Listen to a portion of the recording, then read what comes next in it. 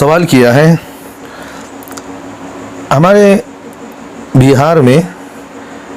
سیلاب میں ایک عورت کی لاش بہتی ہوئی آئی ہے جس کے جسم پر کوئی کپڑا بھی نہیں ہے اور ایسی کوئی علامت بھی نہیں ہے جس سے دیکھ کر معلوم کر لیا جائے کہ یہ مسلمان ہے غیر مسلم، تو اس کے کفن کا کیا حکم ہے اور اس پر نماز جنازہ پڑھی جائے گی نہیں؟ جواب دیں، عین نوازش ہوگی۔ جواباً اس کا عرض یہ ہے، جب مسلمان ہونے کی کوئی علامت اس میں نہیں پائی جا رہی عورت میں، تو مسنون طریقے کی رعایت کیے بغیر اس کو نہلا کر کسی جگہ دفن کر دیں۔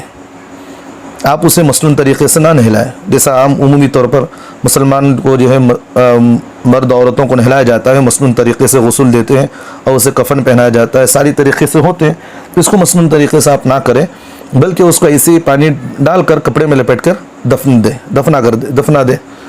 یہی اس کی عافیت ہے۔